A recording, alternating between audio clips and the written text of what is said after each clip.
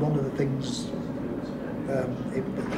you need to understand when you're doing that is to be able to dissociate you as the creator from you as the performing player.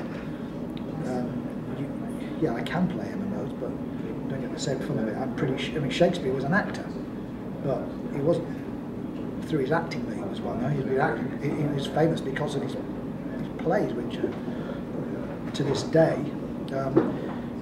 regarded as the best plays ever written. And that's where his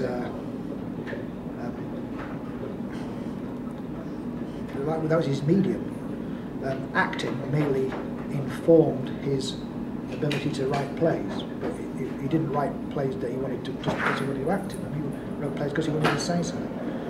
This is all sounding awfully pretentious, and the people who play these games will be thinking, what kind of jumped to, it's awful, we're mere tokens in the in this grand artistic scheme where we look down as if we are real players. Well, no. The whole point is that if you were regarded as tokens rather than players, then an MMO designer would have no interest in it, because you have to understand people as people, and it's how people react to what you're saying which validates or invalidates what you're trying to say. If I design a game and people don't like it, then it's not their fault for not liking it, it's my fault for not giving them what they wanted. The players are what are important here, not the designers. That's a point that really needs to be made. If you're a player, then they are they're the end. That's important. And for every player who wants to be a designer, some will become designers, and then they can't be players, and then they've lost what they had, but they get something else. One of the things you talked about in the last panel, which was amazing, I wish you guys could have all seen it, was that Mud 1, Mud 2, they really had a simulation of the physics of the real world, which a lot of massive online RPGs today don't really have. They're really gamey, they're really focused on the personal experience. And in a way, I kind of got the impression, I never played Mud 1, 2 myself. Yeah, that's because you're too young. Too young, I am. But I found it really interesting that these were really focused on creating a virtual world, almost in the sense that things like Sim Life, not Sim Life, it's Second Life. Yeah. The way that Second Life does it, only without the commercialism in that mechanics. Well, the trouble with Second Life is it's got what we used to call selected depth, in that some areas you can get some items which are incredibly detailed, incredibly fine-tuned, and then the next one is coarse-grained. So you've got this flower here and its petals bristle in the wind and its seeds float off and bees float around it, and this one here I could hit you with it and nothing would happen. And it's got this selective depth, whereas what you want is something which has got consistent depth across the board. So if one flower has pollen and it attracts bees, then all flowers potentially.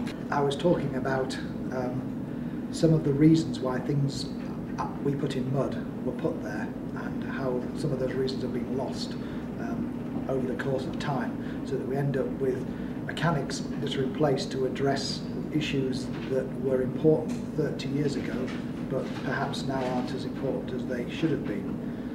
And I was trying to say to designers that the freedom that Roy Trubshaw and I had when we created Mud, they still have, but with the bonus that they also have more knowledge of the mechanics than we have, so they could write better virtual worlds, better MMOs, while still being able to express themselves. It's like Roy and I are doing cave paintings, and now we've got up to the printing press. You can do a lot more with a printing press than with a cave painting, but there's still a line, or for the benefit of people reading the other way, a line that you follow to get from one to the other. I mean, it's a continuum, but people still write for the same reasons.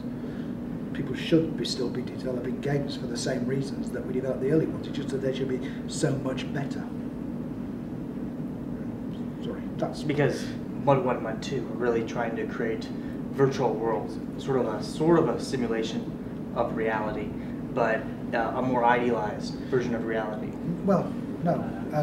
They were trying to create worlds that were persuasive, so that when you were playing them, you didn't feel that you were playing in something which was a pretend world. It had to feel like it was a living world, because the more it felt like it was a living, functioning, working world, consistent, coherent, then the less you have to think about things like that, and the more you can think about what you're doing in the world, the more absorbed and immersed is the word we use now, you become in that world. Whereas if you're playing an MMO and things are constantly happening which aren't like in the real world, either you close them off or you notice them. And if you close them off, then eventually you reach this situation where you don't regard it as an immersive experience anymore. Now, if you're developing a game, if you want it to be an immersive experience, then why would you do that? If you don't want it to be an immersive experience, fair enough. I'm not saying that you should have to do that. I'm just saying that for Roy and I's purposes, we wanted it to do that. And when you do that, you can do things you couldn't do any other way. So for us, we wanted it to be immersive for reasons which today people probably would still want, but they kind of disassociated the idea of having an immersive world with what you have to do to make it immersive. Now, part of the reason is because graphics carry so much. If something looks real, then that's 60% belief right there that it is real. 60% of your understanding of the world comes through your eyes.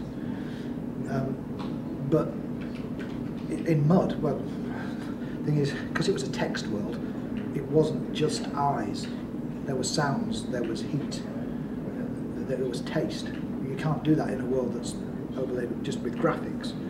But nevertheless, the graphics are being processed by half a millennium of, not half a millennium, 500,000 years of visual cortex development, so it's just done just like that. I mean, graphics are really good for immersion, but they're not enough to carry it as a whole.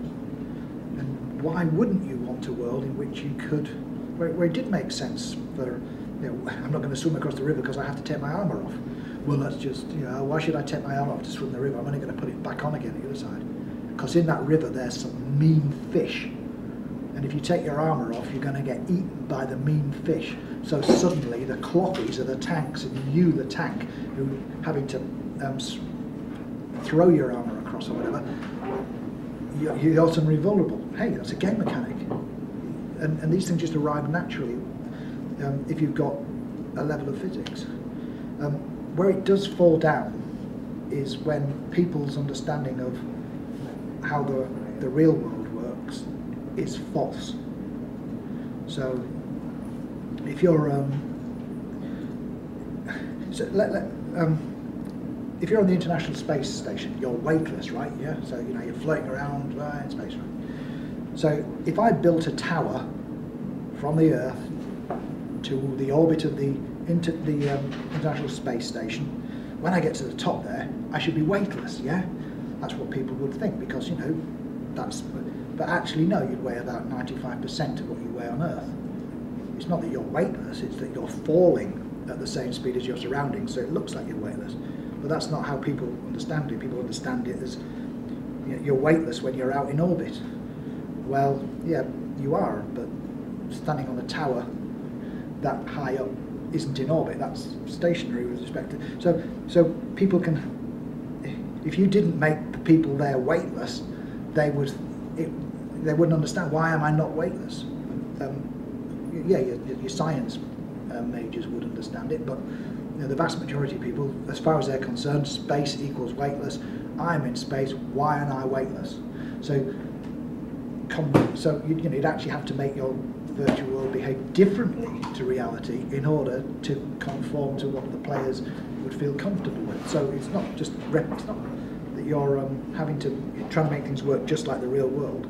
You're trying to make things work just like players think the real world works.